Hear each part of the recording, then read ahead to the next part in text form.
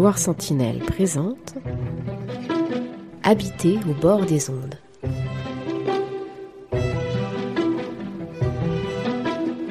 Aujourd'hui, la Poissonnière, deuxième partie.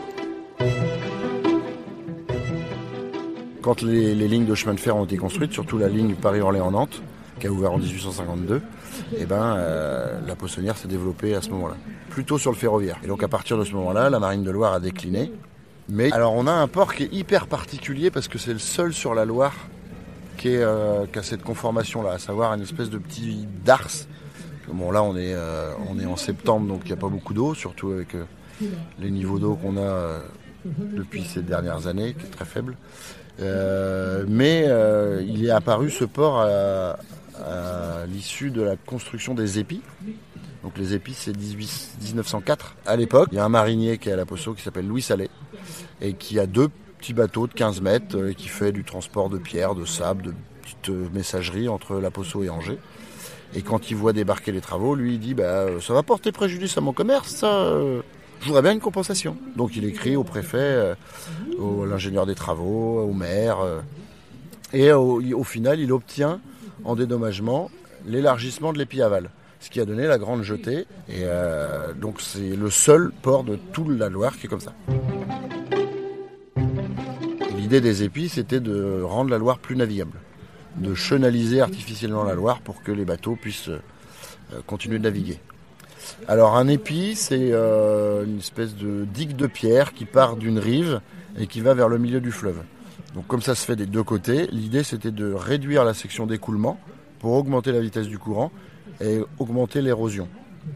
Et puis du coup, donc, ça fixe un chenal qui est toujours le même et qui est à une profondeur normalement correcte. Ce qui n'est pas tout à fait le cas parce que quand on enlève un volume solide d'un volume liquide, le volume liquide il baisse. Donc on n'a jamais gagné en tirant d'eau vraiment. Et donc ça n'a pas servi à grand chose, sauf à enfoncer la Loire plus bas dans son lit. Puisque quand on a augmenté l'érosion, avec l'augmentation de la vitesse de courant entre les pointes d'épi, le sable il s'est barré. Et si on ajoute à ça au cours du XXe siècle l'extraction massive de sable, on a perdu entre 2 et 4 mètres de fond.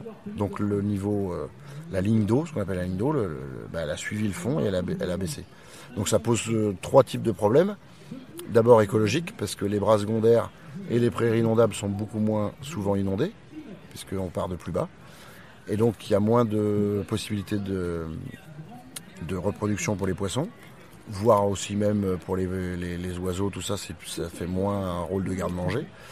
On a eu un problème de prise d'eau potable. Les villes se sont retrouvées avec les prises d'eau à sec.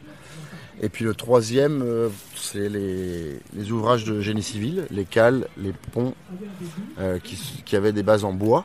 Et qui, tant que le bois il est dans l'eau, tout va bien, mais quand il se retrouve à l'air, il pourrit. Et c'est comme ça que le pont de Tours est tombé, le pont Wilson, en 78. Parce que les bases en bois ont été sapées et puis du coup il s'est écroulé.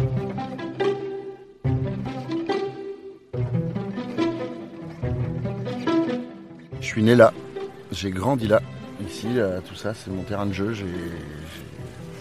Si je suis aujourd'hui professionnel sur la Loire, c'est parce que mon père m'a emmené tout le temps ici.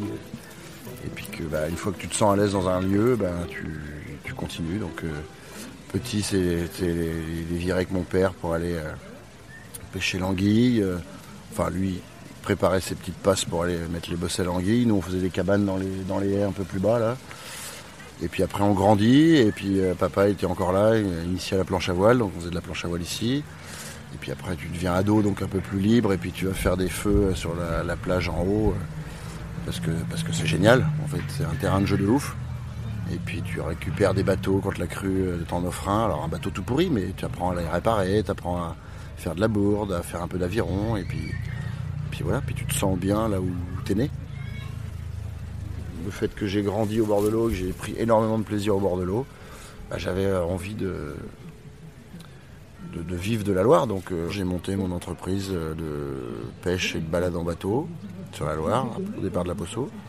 Donc je vis du fleuve. Je vis par, pour et du fleuve.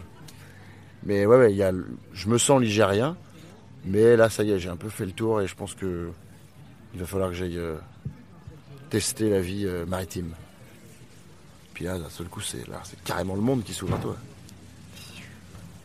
Mais j'y reviendrai toujours. Enfin, si ça marche en bordure d'eau salée, je reviendrai toujours ici.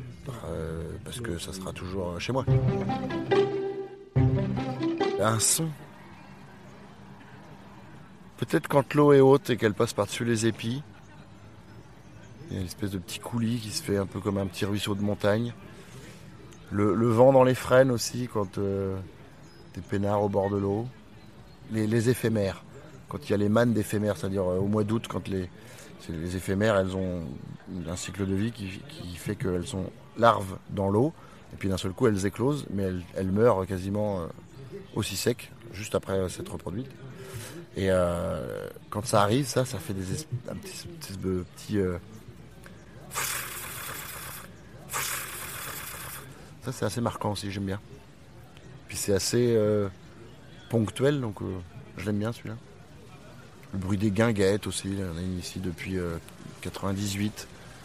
Les rires des gens quand tu t'en vas pour aller écluser ce que t'as bu et que t'es un peu plus loin et t'entends cette petite clameur très joviale, très guette et en même temps justement tu peux avoir le petit vent dans les arbres, tout ça.